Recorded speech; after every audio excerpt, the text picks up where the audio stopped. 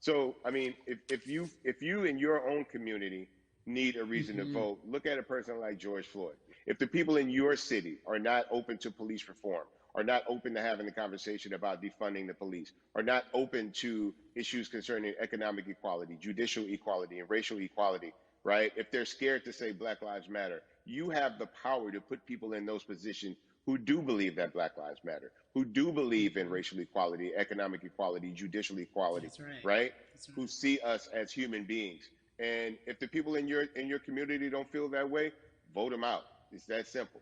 It's just vote them out. We don't have enough time to sit around and hope that people change their minds. Yeah, Bumpy, you point out something so important. We have the power, and that is in our vote, and that is with our voice, and that's how we use our voice. I think of where we are right now. People say this is a particular moment, but it is a movement, not just a moment, it is a movement. Why, in your opinion, was it George Floyd's death? Why was that the chosen brutality for people to say, oh my God, black people are still oppressed in this country, and it is not fair? I think it's twofold, Carrie. And so many different encounters with between people of color and the police, there simply is no proof of what happened in the interaction. Mm. And so what happens is in a court of law, it tends to lean towards the policeman's point of view, right? In this case, we saw very clearly what happened. I think the other thing is due to the fact that everyone was at home, basically during this time period in relation to the coronavirus. You couldn't avoid it, right? It was on every television station, it was on every Absolutely. social media platform. Everywhere you turn, you were constantly hit upside the head with this message. You see in the interaction that this man did nothing to deserve what happened. That's right. I think so well said, because if you think about it, in the grand scheme of things, it wasn't worth it, and he didn't have to lose his life. I think that you touched on something that a lot of people talk about, and that is now defunding the police. That has been such a huge conversation, but there's so many misconceptions around defunding and dismantling. If you will, educate the audience. All right, so most people, when they hear the term defund the police, they tend to think of, oh, they're going to take away our police department. Nothing could be further from the point.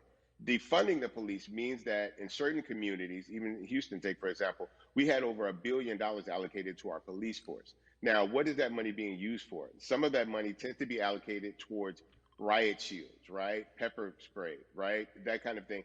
That's only used against the people that fund this budget, right? So why would the people want to supply the police with the means to oppress them? If the police are concerned about the situations in certain Yep. communities with a higher crime rate, well, higher crime rates tend to happen in communities where there's not employment opportunities, right? There's not a lot of social services, and people are going to do what they need to do to take care of For themselves sure. and their families. When the community has more opportunities for employment, more opportunities for upward mobility, then they tend to be a less of a strain on the government. They tend to have a lower crime rate. And because of that, we'll have less need for the police in those communities. You are passionate about so many different things in terms of making sure that we are holding our leaders accountable. Talk to me about some of the other projects that you're working on. Well, right now, obviously, being a part of More Than a Vote is essential. We're dealing with primaries in this country right now. And we just want to educate people. We want to inform people because people are tired, they're angry, they're concerned, and they want information and they want action. And so we want to make sure that we give them the right information and lead them in the right direction. And we thank the people that do not look like us for standing with us right now because it's very Amen. important that people who aren't black be involved because if black people could have gotten rid of racism, we would have done it hundreds of years ago. And so I'm trying to use my voice and my platform just to let people know that if they feel like I do, there's a number of places they can go to enact change in their community. People need to know about how their city council runs. They need to know that they have the ability to speak when city council meets, to let them know that that's not the way that they feel their city needs to be run. Those are not the places that they feel the And, money of their and Bun, community needs to be allocated. and Bubby, even a step further, they can run for office in their local community. They can run for positions. Like people act like they leave it up to somebody else. If you're upset, it's not hard to get on the school board. It's not hard to be a part of the city council. It really isn't. And depending on how small your town is, you could be a mayor. It's the power is with the people, and we need to just know that that's happening. Absolutely. And it's always been with the people. You know, if you look at Trayvon Martin's mother, Sabrina Fulton, right? She felt that there was a system of racism and a system of oppression that led to her son's death. And so what did she do? She ran for city council and she was elected Yeah. city council. Our own former president, 44, Barack Obama, right? Started in the community as an activist, ran for an elected position, became senator, ran for another elected position, and became president of the United Hmm. States. So don't think that Hmm. you can't make a difference. You know what I'm saying? You don't need a lot of money. You don't need a lot of power. Your voice is enough to make a difference. Amen. I feel like I need to go out and run for something. You gave me a rousing speech there, sir. I'd be remiss if I didn't ask you this. When I talk to my brothers, I have to ask you, as a black man, how are you doing? Are you okay? I'm good. I'm good. I have a very strong relationship with God, so prayer definitely works for me. I have children and grandchildren who are watching me, who are encouraged by what I do, and they're proud of me right now, and that's really what matters, The change starts at home, so as long as you have a support system that believes in what you're doing and supports you in what you're doing, you have everything you need to go out there and fight the good fight. And for those that don't, there's a community of people here to help you. So you can go to places like morethanavote.org. There are many different places that will encourage you, inform you, and they will put you with groups of people that feel like you, that are ready to take action. So no one has to go about this alone if they want to do it. Yeah, we're stronger together. People have been saying it, but that has much more meaning now that we are in our movement, not just this moment. Bumby, it has been an education, always a pleasure. Thank you so much. I appreciate you. Keep fighting the good fight. Keep up the good fight.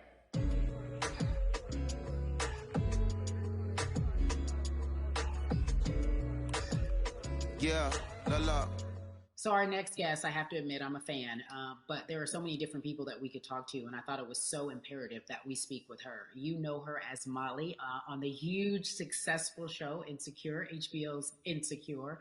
She also has a comedy special highlighting her Nigerian roots, and she's an amazing podcaster. Let's welcome in Yvonne Orji, everyone. You have such a beautiful way of making things funny, giving us our medicine with some candy, right? The humor and the healing. You bring all of that to your space. And right now, as you look across this country and how everyone is so broken and so upset, if it's not social injustice, it's the pandemic, it's depression, it's unemployment, the list goes on and on. How are you doing, quite frankly? I'm rediscovering self in a way that is hard but necessary, that will lead to ultimate joy. I know it sounds like a lot, but no, I think I personally think that God put all of us on a global timeout. Like we just, America hasn't done as good as other people when it comes to timeouts because everyone else is out playing at recess, and we're still in the principal's office hoping and wishing we can come out. But I think that if we settle into the timeout and really learn the lesson that we're supposed to learn from this season, I think we'll emerge better. We'll learn how to play well with others in more ways than one. And Mm. so personally for me, I'm taking this time to learn me in a new way. I feel like I'm being ushered into a new season, and I'm getting still, because sometimes the busy uh, confounds the work that we're supposed to actually be doing. We're busy doing other stuff, but we got work that we need to do on the inside. And I'm leaning into it. I'm like, dang, I thought I was gonna be able to rest like everybody else. And God's like, nah, we got work to do. You know what? And I think that's what everybody is saying about 2020. It's demanding that we be better. And you said it's a global timeout. What do you mean by that? Yeah, it's like everyone sit down, be humble, to quote the great prophet Kendrick Lamar. Uh, Evaluate some things. Let us unearth and shake up the things that we have been trying to hide within ourselves, within our nation. I think America is going through an unraveling right now, a much needed, a much necessary one. And I think all eyes on us, right? There is no, oh, I was on the subway for an hour, so I didn't miss that thing that happened. No, everybody was home. Everybody, was watching when George Floyd died, and everybody, no one could hide it. Everyone was watching when Amy Cooper called the cops. Like, this is a time where it's like, oh, we can't pretend it away. We can't excuse it away. No, no, no, no, no. It's a global timeout. Sit down, watch, and let's learn. And globally, it's like, hey, we were going business as usual, but it ain't usual no more. Like that, Yeah. that's old. Anytime change occurs, it's very uncomfortable. And so right now we're sitting with we're getting we're getting comfortable with the uncomfortable.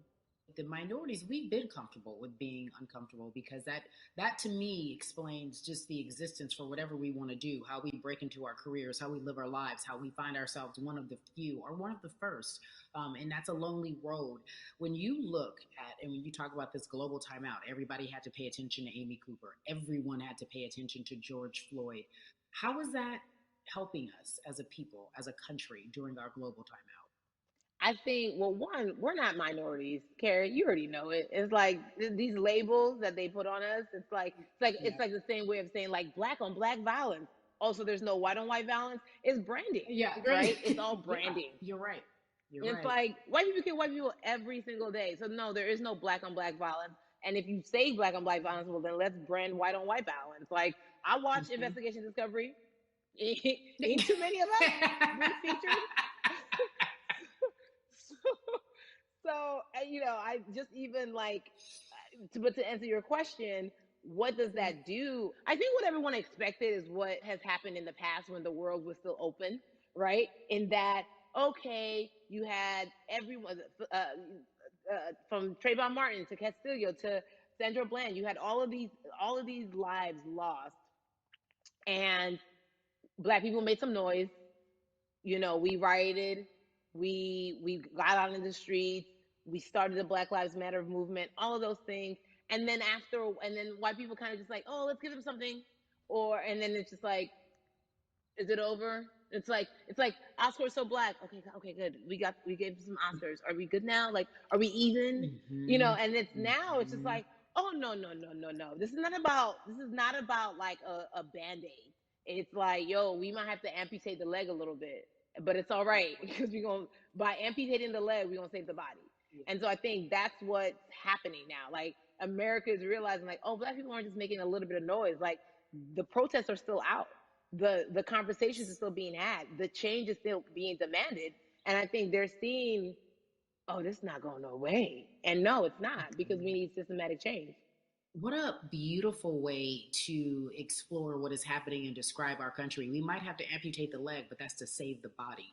That's what's happening right now. That's beautiful, Yvonne. And to that end, I have to ask you this, because the way that we do that, we use our voice. And our voice right now in this world, in this country, is our vote. And everyone talks about voting and how important it is, but I feel like more than ever we understand that it's not just about voting every 4 years for the man in office. It's about your local elections. It's about the mayor. It is about the district attorney, the people who have the power to bring charges against police.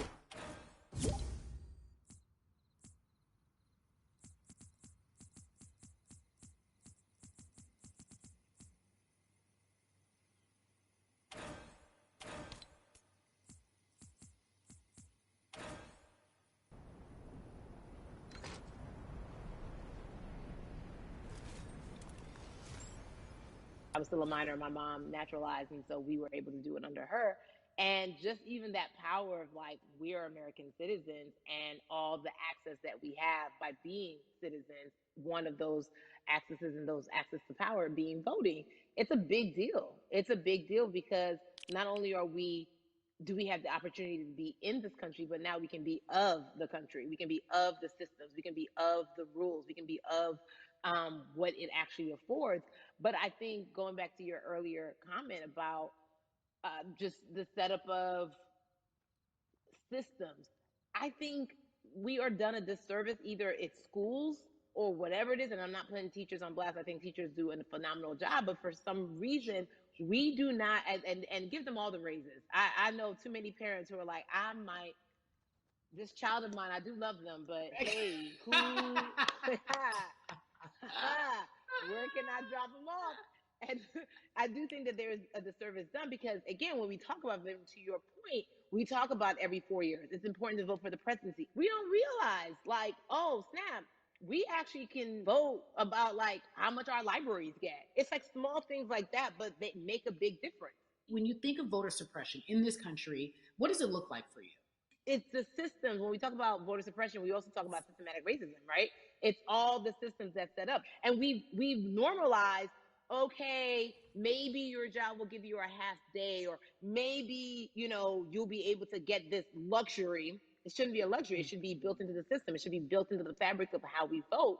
But maybe you'll be able to get this luxury in order to enable you to go vote. Think about everything disenfranchised, marginalized Black person has to endure in a day. So in a day, you need to get to work. If something happens to your car, if something happens to your child care, if something happens to, there's so many factors along the way that can send you into a tailspin as an American. And then you add on as a person of color.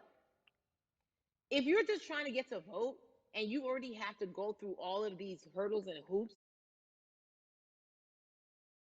one day when your voice really is supposed to matter the most in this country, but then you also see all the times that you tried to have your voice matter and then it's been shut down, repressed, told it doesn't matter, and then you're kind of like, what's the point? How do we keep hope though? If I'm watching this right now, how do we as a people stay hopeful? How do we believe in the promise that these quote unquote forefathers have given us? Because have you met Black people? By default, like hope is infused in our DNA. Like you know what I'm saying? Like if we haven't been broken now through, be it through slavery, through capitalism, give it to me, colonization, through segregation, through I mean, listen, the history of Black people in this country is at one point we were 3/5 the people. Mm-hmm. That was a written law. And look at us now. We are whole. We are Black girl magic. We are Black boy joy. We are, you know what I'm saying? What I think about in terms of giving us hope, right? We're making a lot of people nervous right now, Carrie. We're making a lot of people nervous right now because they're like, dang, we put all these obstacles in their way and these jokers are resilient. But that should give us hope. That should give us hope that like we can't stop, won't stop. I mean, I went to the school of Diddy, you know what I'm saying? Hashtag, Harlem shaking it right now. Can't stop, won't stop. And I think that's our motto. We can't stop voting and we won't stop voting. We can't stop marching and we won't stop marching. We can't stop thriving and we won't stop thriving. To that end, because you led me directly there, I've been asking everyone who's appeared on this platform, what does activism look like? And I feel like back in the day, we had an idea. Yes, it is marching. Yes, it is protesting. Yes, it is speaking out against things that we feel are not right or unjust. But talk to me about what activism looks like for Yvonne Orji. Listen, activism, I think the beauty of activism is that it has many faces, right? You're going to have the people on the front lines. Like, you know what? Martin Luther King marched, but there were a lot of women who were in the homes like, hey, BT Dubs, when they come back, this is how we support all the people who are marching on the front lines. And we're going to be here doing what we know to do best here. And you know what? Somebody needs to bail them out of jail so now we need to be in the community, getting money or whatever it is. So it's like everybody has a position to play. And so play your position like a shortstop, bruh. So whoever you are and whatever you do, play your position. So activism could look like, you know what? I'm not the one that's built to be on the front line, but you know what? My pockets go deep. So I'm going to support the people on the front line. I'm a comedian. Black joy is a form of activism. There's always a call for entertainers or celebrities that have the platform to do something. Why aren't you speaking out? I'm not a believer in thinking that it's mandatory. Like you said, everyone can be an activist and be activated in different ways. But talk to me about the connection. Talk to me about the marginalization in your world and how you feel like it even inspires you to say platform to do more.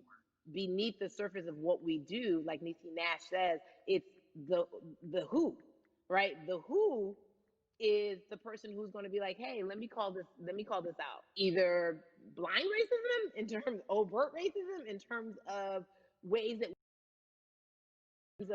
we can actually be more uplifting to the community that you may not even realize that you're serving. Before I let you go, talk to me about the vote this coming election. Yeah, I mean, guys, if you think you're tired now, I'm telling you right now, we cannot take this sitting down. We can't take this jokingly. I understand that it may be hard to figure out who to vote for, but at the end of the day, we got to vote for our families. We got to vote for our legacies. We got to vote for continued progress. We have to vote for upward mobility. We have to vote for equality in a way that is long lasting. And if we succeeded before, we can do it again. You talk about the hope. This is the time. This is not the time to give up. This is not the time to pretend a way that we haven't made progress. We have. There's still much more to be done. And you know what? We might have to get to a point where we pass the baton to our children and our children's children, but we still. You are everything. You are Molly, but you are not Molly. But I love you so much as Molly on HBO's Insecure. You are an amazing podcaster, Jesus and Joloff. Shout out to Lovey. And then we also have movies. Like you, the world. You're a model, a cover model. Also, wait, don't let me forget your hugely successful stand-up comedy special on HBO. Girl, you're doing it all, and I am so grateful. You are truly the dream, not just the American dream. You're the black girl, brown girl, do it all dream, the immigrant dream, everything. You're a beautiful, beautiful soul. I really, really mean that from the bottom of my heart. Yvonne Orji, ladies and gentlemen, nothing but the best and excellence personified. Thank you so much, my friend. I love you so much, Mama. Mwah.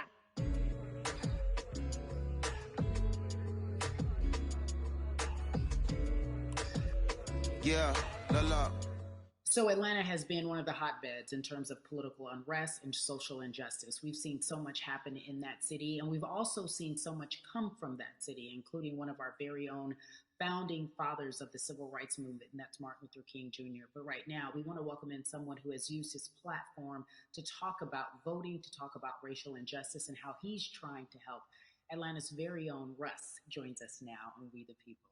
Russ, I'm not going to fan out and tell you what some of my favorite songs were that I listened to repeat on yours. We're going to get to the topic at hand.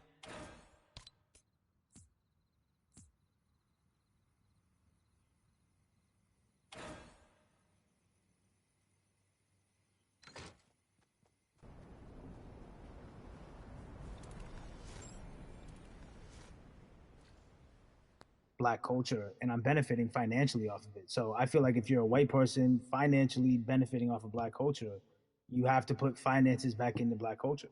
It's just that simple. The screenshots with your feelings, it just comes off like fake empathy, because it comes off very dismissive and very oh, that sucks for y'all, but anyway, back to what I was doing. Have you felt that way always, or is it now because of the time of where we are in this country? I've always had the feeling. I think now it's just obviously elevated. It's a new level, and there's new, it's to the point now where you can't, first of all, you can't not say anything. Second of all, though, I just think saying something isn't enough anymore. I think, if you have the ability to put money back into a culture that you're financially benefiting from, you have the ability to, you should. It's interesting that you talk about it in that way, because some people do believe that silence is the best way to go, because it's hard to talk race, especially if you're white and you're in the Black culture. People just feel as if they can't.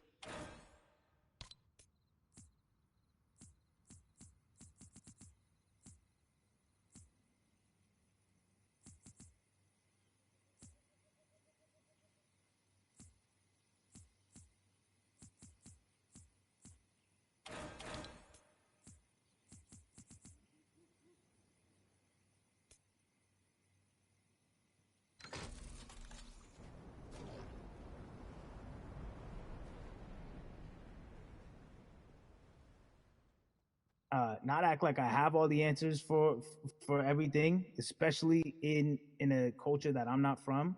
But that's why when we decided to raise the money for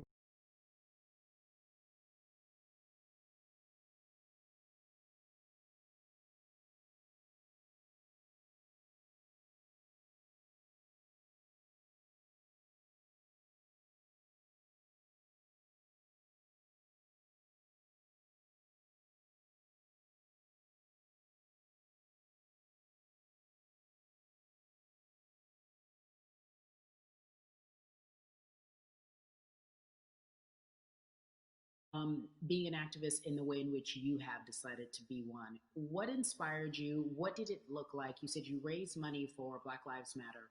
What did you do? Mhm. Walk us through everything that you did and how you find yourself in this moment right now. So for me, it was 3 years ago. I had like a string of festivals, and I decided that I was going to wear T-shirts with a message on them because I figured, what better, what better time to use a platform than in front of a bunch of people. So one of the T-shirts I wore was, "If you want to change the system, speak up. White silence is pro racism." The whole thing, and it didn't really it kind of got swept under the rug back then, but when all this stuff started happening again, and it's been happening, the police brutality against innocent black people, I was like, man, I'm not the biggest artist in the world, and I certainly don't have the most white fans in the world, but I got a good amount of people that I can definitely mobilize and turn into some money. And I know they're down for the cause because it's merch, it's a good thing. And I've always been outspoken anyway, And so, how am I going to be in black culture and not be outspoken about racism? And then I got to ask you this because you grew up in Atlanta, so that gives you a heads up, depending for so many people, because you're in the crux of that beautiful black city where there are so many wonderful black leaders, home of so much great music and things that speak to our culture right now. And we are really, really getting our word out, especially with this platform today, and saying that we must use our voice to vote. Talk to me about what the importance of voting for you in this upcoming election. Yeah, so full transparency, I had never voted before, ever. And because, I was one of those people who was like, my vote doesn't matter. And, I don't know, maybe it's because I was younger, maybe it's that it's got to, now this is a bit of a privilege to say it's got to a breaking point for me, because obviously it's been past the breaking point for black people. But I think that as a whole, the young people need to get out and vote, because we're the ones that never show up. You know what I mean? We never show up to vote, but we're the future. So it's like, look, we got to go out there and vote, and then whatever happens, but at least we did our part. You got to do your part. You're very candid in saying that you just decided to vote. And I think there's a beautiful irony in the fact that you have your fans saying, because of you, I'm voting. Right. And there's something beautiful about that. But I want to know why now for you. Why in this moment is it important for you to vote? And what hit your spirit to say, yes, this is the time to do it? Honestly, because I think that George Floyd really woke up a lot of people who, including myself, who I was vocal and outspoken about racism. I put it in my lyrics. I put it on T-shirts. I would talk about it in interviews. I was vocal about it. But that video in that moment, I think me, along with a lot of other people, just kind of was like, all right, words are simply not enough anymore. We got to do something, whether it's raising money, whether it's voting, or all the above. That for me to be like, I need to raise money and I need to vote, it's a shame. And I don't know, I guess it snapped a bunch of people out of it, and even if you were vocal about this, it's time to go vote, it's time to just stop talking about it and be about it, and it's been time for that. But like I said,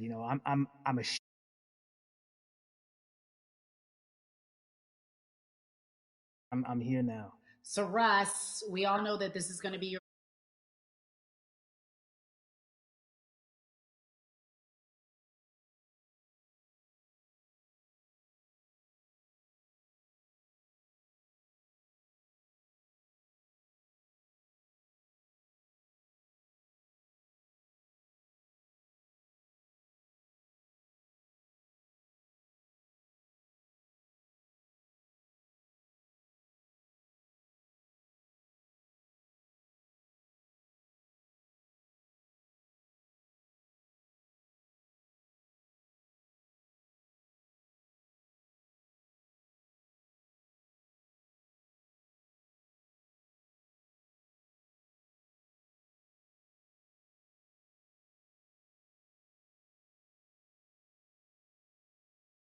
we make a difference. But it'll feel. I have a feeling it's gonna feel very, very bigger than me. I think when you realize that giving actually feels better than receiving, that's when you start wanting to do your part and contribute. So voting is an easy way to give, you know.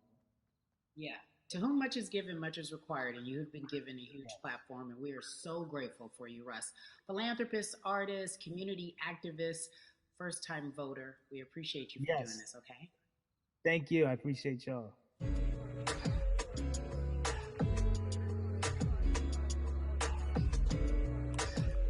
Yeah, la la.